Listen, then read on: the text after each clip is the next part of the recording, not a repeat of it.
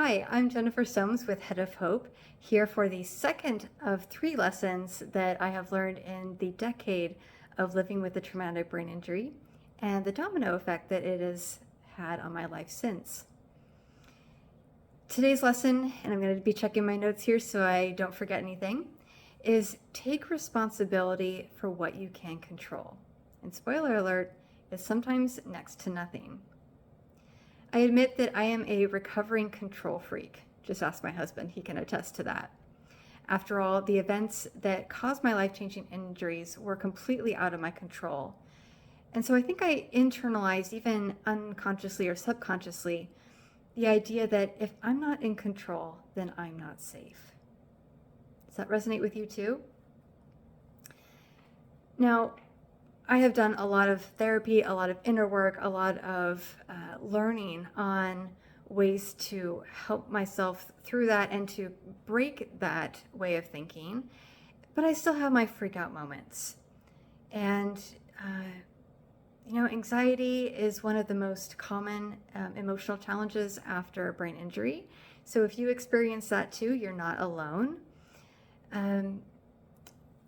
We'll talk a little bit more about that in just a moment, but what are the things that we can control? And like I said, sometimes it's next to nothing, and sometimes it really feels like absolutely nothing. But there are 3 things that the authors of a book called Resilience, The Science of Mastering Life's Greatest Challenges, have come to say that you do have control over. 3 things: your thoughts, your actions, and your level of effort. Now, as I read this and was pondering it, I thought, well, a brain injured person can't always control their thoughts, their actions, especially, let alone all the time.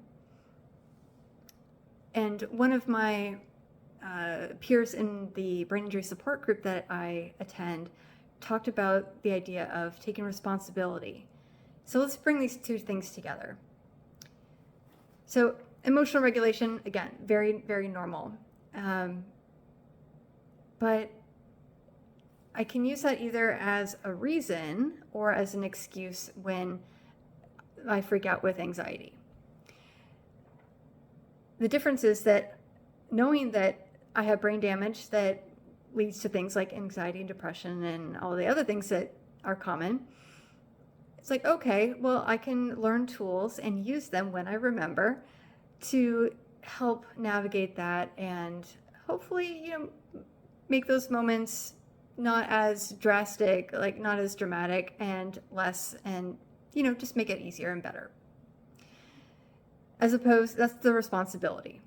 As opposed to using it as an excuse would be something like me blowing up at my husband and then saying, oh, well, it's just because I have a brain injury, and not taking any accountability for my actions.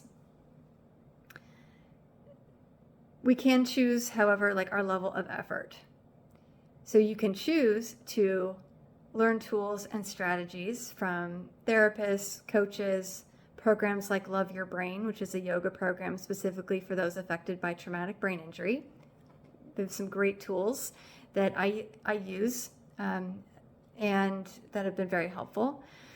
So that is your level of effort. Like, how much are you willing to work with your challenges? Doesn't mean like always that they're going to go away, but can you work with them to make life easier for yourself and better for those around you as well? As opposed to like, what, I'm just not going to do anything. That is your choice, but how much effort does that take? Think about it. Also, when I was thinking about, well, you can control your actions, and I was like, well, sometimes folks with brain injury, among with other conditions, can't always control like some of the actions that their bodies make, for instance.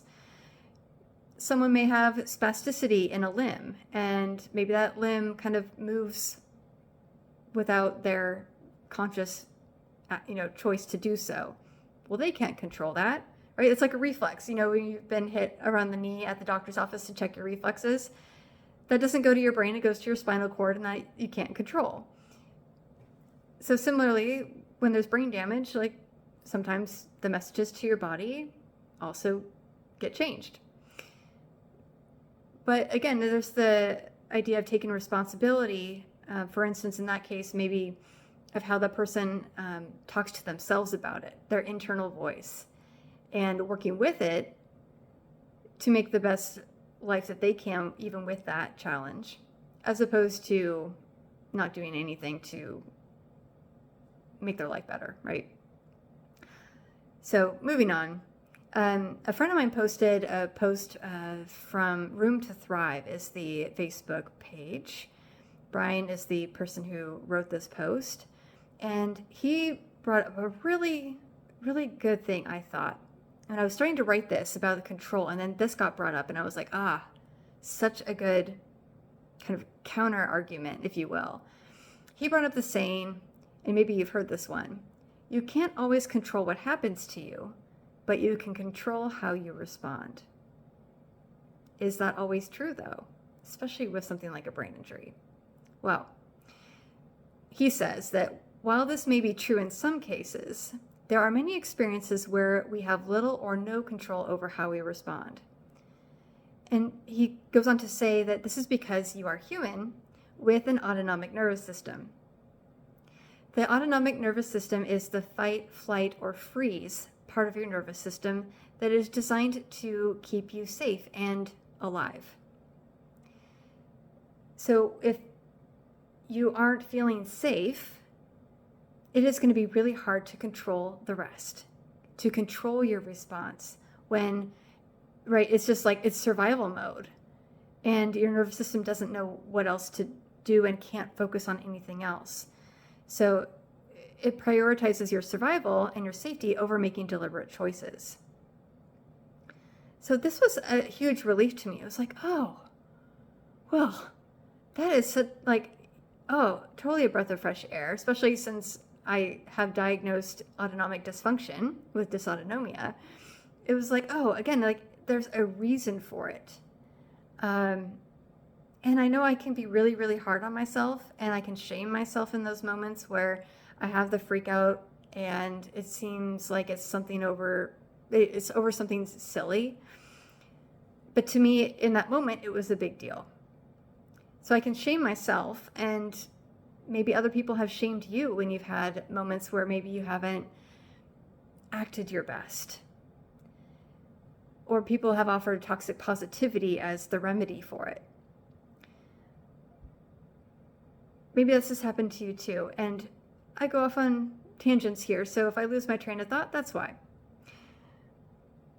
But knowing that, we can't always control everything. But we do our best to use the tools that we have that are available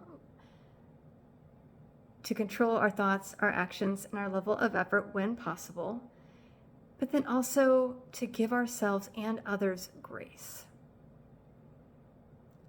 I'm saying this as much to myself as to you because it's not always easy to give ourselves, I think, grace, and it can be equally as hard, sometimes harder to give other people grace.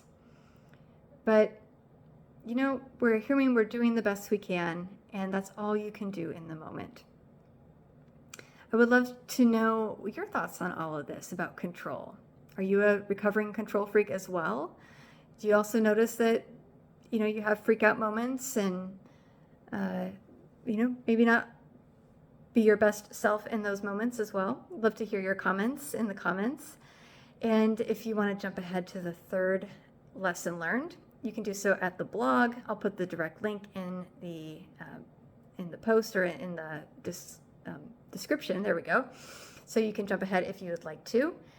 And I will hope to see you soon for the third lesson that I have learned along this journey so far to share with you and hopefully help you on your journey as well.